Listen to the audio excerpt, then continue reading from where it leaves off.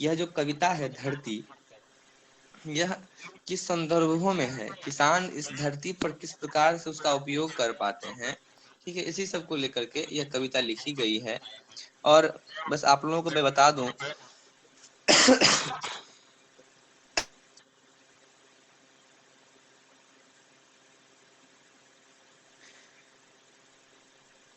इनके काव्य संग्रह में प्राकृतिक सौंदर्य प्रतिबिंबित होता है। हमेशा प्रकृति के प्रति इनका जो एक चेतना है किसान के प्रति, इन्होंने मुख्य रूप से कृषकों के जीवन से संबंधित कविताएं लिखे हैं। इनके काव्य संग्रह में प्राकृतिक सौंदर्य प्रतिबिंबित होता है हमेशा। इस कविता में धरती के लिए प्रयुक्त है कि धरती के लिए क्या सब प्रयुक्त है, किसके लिए प्रयुक्त है, उपयुक्त है, किस किस के लिए धरती उपयोगी है, ठीक है, इसकी व्याख्या किए हैं कवि। ये धरती कृषक की है, मतलब उस किसान की है जो इस मिट्टी के लिए सदैव अपने खून पसीने की सिंचाई करते हैं और उसे अपना मतलब अपने मेहनत से, अपने खून से सिंचाई कर करके, है ना, उसमें अपना समय दे करके उसको हरा भरा रखते हैं। और मृत्यु के पश्चात जब वो सभी को मरना है एक दिन, फिर अंत में इसी मिट्टी के होकर रह जाते हैं, इसी धरती में मिल जाते हैं। यह धरती किसी राजा महाराजा या सूबेदार की नहीं है। ठीक, आगे हम लोग देखेंगे तो बातें ये सब आ जाएंगी। मतलब ये सब, ये धरती किसकी है, जो धरती पर रहेंगी यही धरती उसी की है ना। मान लीजिए हम गांव में रह रहे हैं और बस घर से निकलते हैं, अपने कमरे से निकलते हैं और मिट्टी पर कदम रखते हैं। लेकिन अभी के समय में जो उच्च तबके के लोग हैं, उस तबके का कहने का मतलब जाति से नहीं है, जो प्रोफेशनल हैं, जो बहुत उच्च स्तरीय नौकरी कर रहे हैं, जो बड़े बड़े शहरों में आप निकलिएगा तो आपके पार्क में टाइल्स लगे होते हैं, वो पत्थर लगे होते हैं, सड़क पक्की हो गई है, आप फ्लैट में रहते हैं, 10-10 दिन आपको फ्लैट में ही रहना पड़ता है। तो मिट्टी धीरे धीरे शहर से मिटती जा रही है, लेकिन वह मिट्टी उसी किसान के लिए क्या है, स्वर्ण, किसी स्वर्ण मुद्रा से कम नहीं। तो धरती का क्या महत्व है और किसके लिए कितना महत्व है, यह इसमें बता रहे हैं। तो व्याख्या पर चलते हैं हम लोग। यह धरती है उस किसान की जो बैलों के कंधों पर बरसात घाम में जुआ भाग्य का रख देता है। यहाँ उस समय की चर्चा हो रही है जिस समय में किसान जो है अपना खेत को जोतने के लिए, खेत को कोरने के लिए चलता है और बैल के ऊपर जो वो एक लकड़ी का बना हुआ होता है, जो दोनों बैल के कंधों पर रखा जाता है और जो जिससे हल को बांध करके खेत को जोता जाता है, उसे जुआ कहते हैं हम लोग। ठीक है, ये लोक भाषा है जुआ। तो वही है, जुआ भाग्य का रख देता है, अर्थात किसान का जो भाग्य है वह उस जुआ पर निर्भर है। जुआ मर पर क्या है, निर्भर है। यदि खेती अच्छी हुई तो उसका भाग्य बहुत ही अच्छा है, अगर खेती नष्ट हो गई तो उसका भाग्य मिट जाता है, उसका पूरा एक फसल, एक वर्ष बर्बाद होने के कारण वह बहुत पिछड़ जाता है। इसीलिए वह, इस जुआ को क्या कहा गया है, भाग्य का जुआ कहा गया है, नसीब कहा गया है उस जुआ को।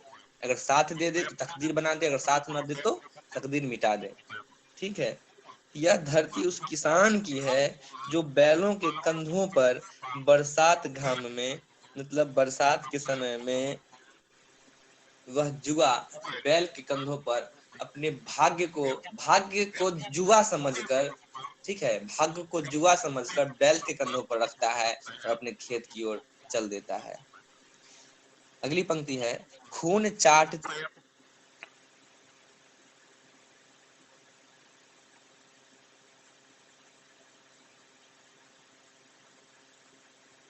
बस इतना ही, ठीक है, आगे फिर हम लोग पढ़ेंगे। क्या कह रहा है, खून चाटती हुई वायु में, ठीक है, नुकीली कुशी, मतलब फाड़ जो होता है, कुशी मतलब होता है फाड़, जो मतलब हल के नीचे लोहा का एक छोटी सी पैनी नुकीली धार लगी होती है जिससे जमीन को कोड़ा जाता है, उसे कहा क्या गया है, कुशी। कुशी खेत के भीतर, ठीक है, जब बैल हल को खींचती है आगे की तरफ खेत में, तो वहां पर क्या है, खून चाटती हुई वायु में, मतलब हवा में वह जमीन पर जब बैठती है, वह हल, वह फाड़, वह कुशी जब बैठती है तो वह धरती के सीना को कुरेद देती है, चीर देती है, और उस खून से लिपटी हुई धरती को दूर कलेजे तक ले जाकर, मतलब उस धरती को इतना भीतर तक कोड़ा जाता है, जहाँ जैसे हम लोगों के मस्तिष्क शरीर में क्या बहुत महत्वपूर्ण एक अंग है, कलेजा। कलेजा से कहा गया है कि कलेजा से अर्थात हृदय से उसके पूरे शरीर का अंग जुड़ा होता है, इमोशंस जुड़े होते हैं, भावनाएं जुड़ी होती है। तो उस धरती की भावनाओं को कुरेद कर पैनी कुशी खेत के भीतर, अर्थात उस पैनी लोहा से बना हुआ उस पैनी नुकीली नुमा लोहा से उस धरती को चीरा जाता है, उसके कलेजे तक ले जाकर उसको जोता जाता है, उस मिट्टी को उसको कुरेदा जाता है। स्पष्ट है बातें अभी तक?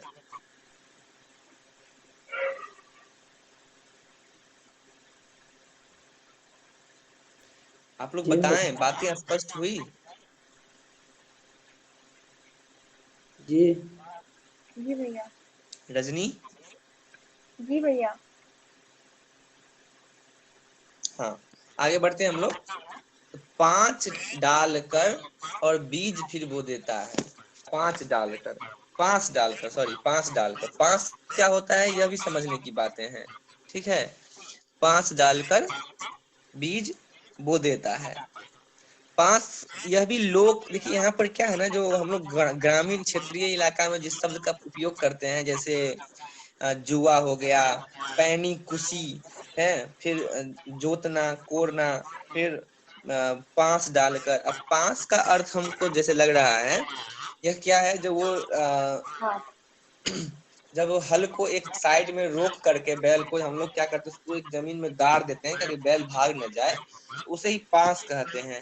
और वहां पर वो लकड़ी जो होता है उससे उसके रस्सी में बांध करके और वहां पर खेत में उसको तब तत्कालीन रूप से इकट्ठा कर दिया जाता है। तो हम लोग 5 को उतना ठीक है, तो इतना समझ लें कि जब जोत डालते हैं मिट्टी को, तो हल रोक कर फिर बीज हम लोग, किसान उसमें बीज बोते हैं, उस खेत में बीज बोते हैं, और नए वर्ष में नई फसल के ढेर अन्न का लग जाता है। यह धरती है उस किसान की। नए अन्न बो देते हैं और फिर प्रतीक्षा में रहते हैं कि जब नए साल का मतलब, नए वर्ष का मतलब है बस, क्योंकि फसल एक साल में 2 फसल होता है, तो कहा गया है कि मैं अभी फसल लगाऊं तो लगभग 6 महीने बाद उस फसल का कटाई हो जाएगा। तो मान लो हम लोग गेहूं जो है नवंबर दिसंबर के महीने में लगाते हैं, और अभी अब मार्च या अप्रैल में उसको काटेंगे हम लोग।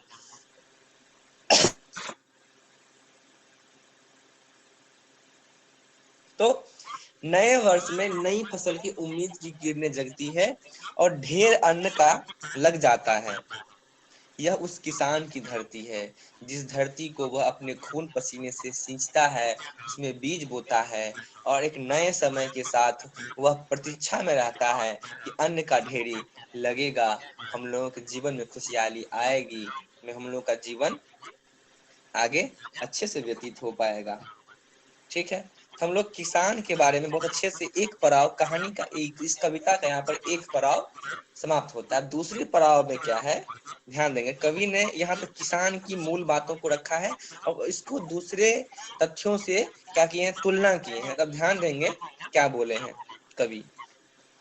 कवि कहते हैं, नहीं कृष्ण की, नहीं राम की, नहीं भीम सहदेव नकुल की, नहीं पार्थ की, नहीं राव की, नहीं रंक की, नहीं तेग तलवार धर्म की, नहीं किसी की, नहीं किसी की, धरती है केवल किसान की।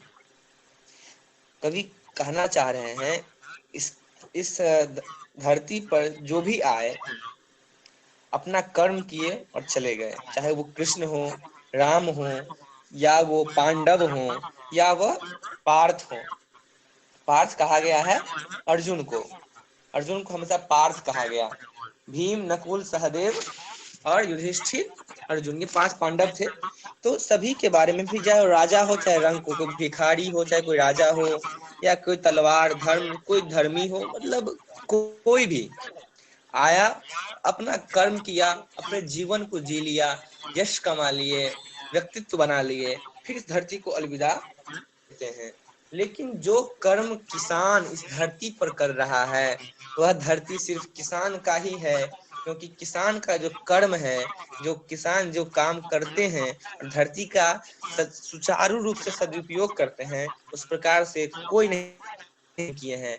न राम किए हैं, न कृष्ण किए, न नकुल किए हैं, न राजा किए हैं, न भिखारी किया है, न तेग तलवार धर्म किया, किसी ने नहीं किया है। यह धरती केवल उस किसान की है जिन्होंने अपने खून पसीने को सींचा है, फसल उगाया है और समूचे विश्व को जीवन जीने के लिए अन्न प्रदान किया है। यह धरती उस किसान की है। आगे देखें हम लोग। सूर्योदय सूर्यास्त असंख्यों, सोना ही सोना बरसाकर, मोल नहीं ले पाए इसको भीषण बादल। आसमान में गरज आए, प्रलय सिंधु में डूब डूब कर, उभर उभर आई है ऊपर। भूचालों भूकंपों, यह के बारे में ही है। ठीक है। सूर्यास्त असंख्यों, ध्यान देंगे धरती के बारे में। सोना से ही सोना बनाती है, अर्थात जब सूर्य उगता है, सूर्य डूबता है, उस बीच असंख्य सोना बरसाता, मतलब अमृत की वर्षा होती है। का तात्पर्य यह है कि भर दिन सभी इतना कर्म करते हैं और उस कर्म की प्राप्ति करते हैं, यश पाते हैं, व्यक्तित्व बनाते हैं, सोना ही सोना बरसाकर मोल नहीं ले पाए इसको। अर्थात धरती का जो महत्व है, किसान की जो मेहनत है, उसको कोई खरीद नहीं पाए, चाहे उनके पास कितना भी सोना क्यों ना हो। लेकिन जो अन्न की कीमत है वो अमूल्य है, उसकी कोई कीमत नहीं, उस किसान की मेहनत की कोई कीमत नहीं, और इस धरती का जो योगदान है उसकी कोई कीमत नहीं। इसीलिए कहे हैं मोल नहीं ले पाए इसको, इसको कभी कोई खरीद नहीं पाए, चाहे वह कितना भी सोना क्यों न बरसा रहे हों। भीषण बादल, आसमान में गरज गरज कर धरती को न कभी हर पाए। ठीक है, आसमान बहुत गरजता है, बहुत बोलता है, लेकिन वह कभी भी धरती को चुरा नहीं पाया, धरती को छुपा न पाया। वह धरती के सामने हमेशा हार माना। प्रलय सिंधु में डूब डूब कर, सिंधु नदी है, उसमें प्रलय आती है, ठीक है, उसमें डूब डूब कर उभर उभर आई है ऊपर। क्या कह रहे हैं ये धरती के बारे में? धरती जो है सिंधु में कभी कभी डूब जाती है, सिंधु नदी की इतनी पानी आती है कि धरती को कुछ हिस्से को डुबा दी जाती है, लेकिन फिर से वह अपने प्रखर रूप धारण करके उससे उभर आती है, उसके ऊपर आ जाती है। भूचालों भूकंपों से यह मिट न सकी है। धरती में कितना भी भूचाल आ जाए, कितने भी आपदाएं आ जाए, भूकंप आ जाए, लेकिन यह कभी मिट नहीं सकी है। इसकी यह क्षमता है, यह ताकत है, ताकि हम लोगों का भविष्य, हम लोगों का जीवन बचा रहे, चलता रहे। यह धरती की विशेषताओं को इस पैराग्राफ में उन्होंने बताया। यह धरती है उस किसान की जो मिट्टी का पूर्ण पारखी, जो मिट्टी के संग साथ ही तप कर, गल कर, जी कर, मर कर खपा रहा है अपना सब जीवन, अपना देख रहा है मिट्टी में सोने का सपना। कितनी अच्छी पंक्ति है। अगर इस पंक्ति के अर्थों को आप समझ जाएं तो आप इस कविता में ही खो जाएं, आप अपने तत्वों को भूल जाएं कि आप भी आप हैं। यही कविता की प्रासंगिकता और महत्ता है। यह धरती है उस किसान की, यह जो धरती है जो जिसको कोई खरीद नहीं पाया, जिसको आसमान भी बादल भी चुरा नहीं पाया, और प्रलय सिंधु भी उसको डुबा नहीं पाई, और भूकंप और भूचाल आने के बाद भी जो टिकी हुई है, जो कभी मिटी नहीं। यह धरती उस किसान की है जो मिट्टी का पूर्ण पारखी है, अर्थात उसका सदुपयोग, उसका पूरे तरीके से उसका उपयोग जो है सदुपयोग किसान ही करते हैं, जो मिट्टी के संग साथ ही तपते हैं, गलते हैं, अपना जीवन संवार देते हैं और जीवन व्यतीत कर लेते हैं, उसी के साथ जीते हैं, मरते हैं और अपना संपूर्ण जीवन उसी के साथ व्यतीत करते हैं, खपा लेते हैं। देख रहा है मिट्टी में सोने का सपना, और वह उस मिट्टी में ही जो है वह सोने का सपना देख रहा है। सोना अर्थात यहाँ पर स्वर्ण से ही है, और स्वर्ण रूपी, स्वर्ण को यहाँ पर रूपक मान लिया गया है, स्वर्ण रूपी जो अनुभूति है, किसी को अगर सोना मिल जाए तो जिसको उसकी जो जितनी प्रसन्नता होती है, बस किसान भी जो है खेत में रह करके ही उसके साथ उसके जो प्रतिफल उसके मिलते हैं अन्न रूप में, अन्न के रूप में, बस उसी को लेकर के वह सोने की सपना देख रहा है। अर्थात वह उतनी प्रसन्नता, उतनी खुशी, उतनी अनुभूति, उतनी प्रसन्नता की अनुभूति वह करना चाहता है। यह पैराग्राफ स्पष्ट हुआ आप लोगों को? जी भैया। आगे है अंतिम पैराग्राफ है। हाँ, अंतिम पैराग्राफ है, मिट्टी की महिमा गाता, मिट्टी के ही अंतःस्थल में, अंतःस्थल में अपने तन की खाद मिलाकर मिट्टी को जीवित रखता है। अपने तन की खाद मिलाकर मिट्टी को जीवित रखता है, खुद जीता है। यह धरती है उस किसान की। कितना मार्मिक चित्रण है किसान की, सोच सकते हैं उस किसान का जीवन कैसा होगा। अपना संपूर्ण जीवन उस धरती, उस मिट्टी, उस बंजर भूमि को उपजाऊ बनाने से में अपना संपूर्ण जीवन व्यतीत कर देता है। सुमित, हाँ, अति जो मिट्टी का जो खान बचा है ना वो फिर से भरा दो। क्या मिट्टी का जो खान उगा रहे हैं वो क्या था वो? धरती के बारे में जो था? हाँ, जो खान जो हमारे किसान क्या था वो नहीं समझता। अच्छा अच्छा, बता दे रहा हूँ। यह धरती है उस किसान की जो मिट्टी का पूर्ण पारखी है, जो मिट्टी के संग साथ ही तपता है, गलता है, उसी के साथ जीता है, उस मिट्टी के साथ ही मरता है, और अपना संपूर्ण जीवन उस मिट्टी के लिए ही न्यौछावर कर देता है। देख रहा है मिट्टी में सोने का सपना, और उस मिट्टी से, उस खेत से आने वाले अन्न रूपी स्वर्ण को, वह अन्न को ही सोना मान रहा है। उसी से वह उस खुशी की अनुभूति, उस प्रसन्नता पूर्ण सुख की अनुभूति, बस वह उस अन्न से, उस मिट्टी से ही कर रहा है। किसान की चेतना का यहाँ पर विस्तृत वर्णन, मार्मिक वर्णन केदारनाथ अग्रवाल ने किया है। बस यही पंक्ति है। और कोई समस्या? इससे पहले वाली पंक्ति, इससे पहले वाली पंक्ति में कोई समस्या थी?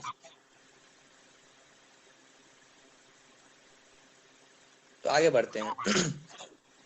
मिट्टी की महिमा गाता, मिट्टी के ही अंतस्थल में, उस माटी का ही गुणगान करता है वह किसान, उस माटी पर ही बैठकर, जिस पर वो अपना संपूर्ण जीवन व्यतीत करता है, अपने प्रतिफल को बोता है, अपने जीवन के अंकुर को वहां बोता है, और अपना संपूर्ण जीवन उस फसल को साथ लेकर अपना संपूर्ण जीवन व्यतीत करता है। वह उस मिट्टी की महिमा गा रहा है, अपने तन की खाद मिलाकर।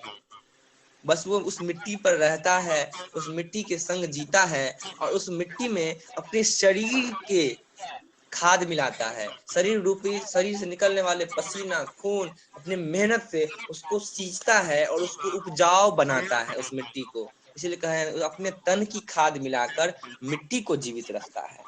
जैसे हम लोग जीवित हैं, वैसे ही अपने जीवंत चेतना से उस मिट्टी को हम लोग जीवित रखते हैं, तन की खाद मिलाते हैं, अपने शरीर की मेहनत को, पसीनों को उसमें सींचते हैं, और खुद भी जीते हैं।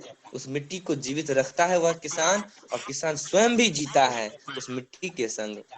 यह धरती उस किसान की है, यह धरती उस किसान की है। उम्मीद करता हूँ आप लोगों को यह कविता बहुत अच्छी लगी होगी, और कोई समस्या है तो आप लोग तुरंत बताएं। हस्तांतरण द्वितीय खंड के सभी छात्र। बोले भाई।